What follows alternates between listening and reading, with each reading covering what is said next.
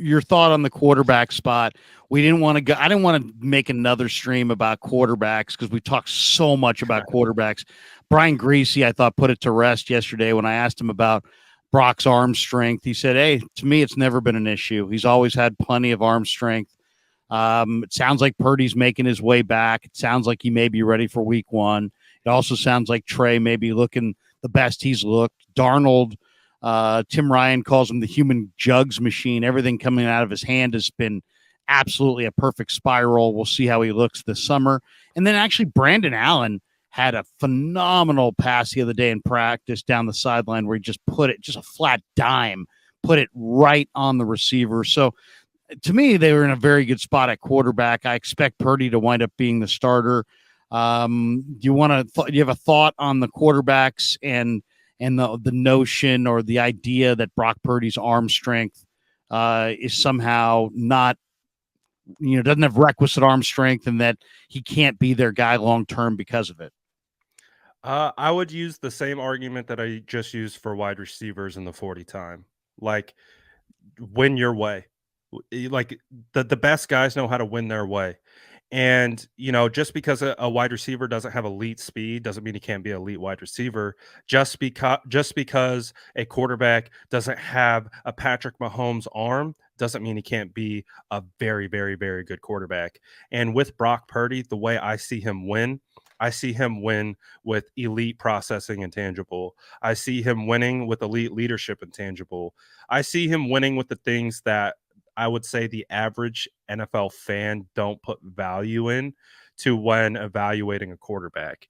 I put a lot of value into the intangible aspects. I think a lot of people really focus on the physical intangible and what they can see. Like, can this guy throw the football 70 yards downfield while moving to his right? If he can, okay, he's a product of going to be an elite category, and rightfully so. If you can do that, that's absolutely fantastic.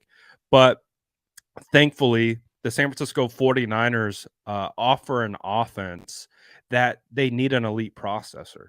They need a guy who can be able to manipulate defenses with his eyes, create throwing lanes, and get the ball out on time. And with Brock Purdy right now, so Larry, what I've been doing on my channel is I'm so tired of talking about the quarterback that I'm like, all right, let's just watch film. So I pulled up a Sam Darnold game from last year. We watched Sam Darnold. I pulled up Trey Lance versus the Bears and Trey Lance versus the Texans, and we watched Brock Purdy's game, first game against the Dolphins. It is, it again, taking my emotion out of it, letting the film speak to me, being objective, not have a rooting interest at all for any one of these guys while doing this exercise. It is crystal clear to me why Brock Purdy is quarterback one. Brock Purdy can get it done. Again, I go back to, I compare Trey Lance's second start against the Texans to Brock Purdy's first game against the Dolphins. Brock Purdy was far away the better quarterback than Trey Lance, just from a processing standpoint. And we know that's what you need to be able to do in Kyle's offense. You need to be able to process. I know there's this big conversation about what the arm is. Yeah, you want every quarterback to be able to have a howitzer for an arm. That's absolutely fantastic. But that's the reason why Brock Purdy also kind of went where he went in the draft. He didn't have the measurables that people would deem as an elite quarterback, but what they didn't evaluate was the intangible. And what Brock Purdy is doing to separate himself is the intangible aspect.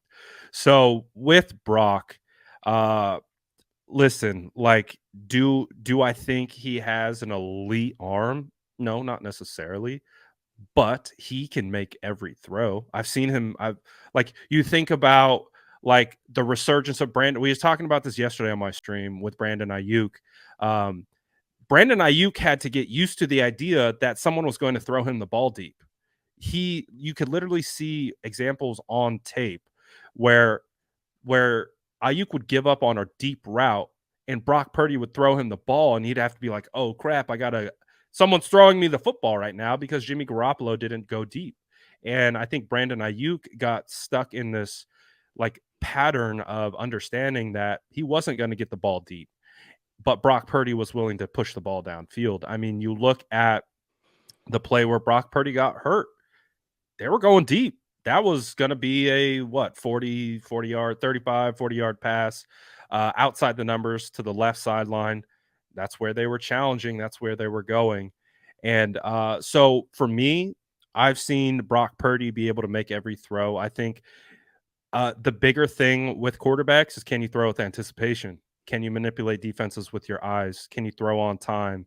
Can you adjust your arm slot to be able to throw around defenders? Can you, like, he does all the things that I think you need to be able to do as a quarterback.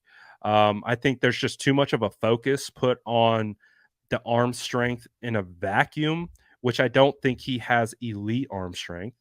But I think what you talked about, and I've seen going back and forth, requisite arm strength. Does he have the baseline to make all the throws? Absolutely. I don't think that's a question. I think, and then you add on the intangible aspect of what Brock Purdy brings to the table. There's a reason why he's going to be quarterback one next year. It's because as long as the arm rebounds like we expect it to, he's doing things from a quarterback perspective that is just rare from a rookie. And then you imagine him building on that. Again, I had Ayuk on the channel. He's like, dude, what we were watching from him was a rookie thrown to the fire. Now give him a whole offseason. Now give him an entire year in the system. Now see what he looks like. See what that improvement is going to look like. It's like, you guys haven't even seen half of it with Brock. He's going to get better. And obviously the injury is going to put a damper on that because we don't know how he's going to rebound. But it sounds like everything's going well. And with Brock, again, it's a perfect Twitter conversation, right? Because like, I do think he isn't an elite arm talent from what people quantify arm talent as, but he has the potential to be an elite quarterback, just not how people view the Allens, the Mahomes, those types of things. To me, he's an elite processor already. Can he improve? Can he get better in those categories? Absolutely. And I think that's where Trey is struggling. I think when you go back and you watch the tape, Trey struggles with the processing. He has a cannon. That's not the issue. It's controlling the cannon. It's being able to process consistently and being able to hit the short to intermediate consistently, being able to pull linebackers out of the throwing lane. It's a long answer, but obviously, Larry, as you know, it's the conversation that's dominated 49ers for the last 3-4 years now. So I definitely got a lot of feelings on it. It's funny. I see what you see. I see an elite processor. And I think what the 49ers really wanted to get when they said, hey, Jimmy's not quite enough.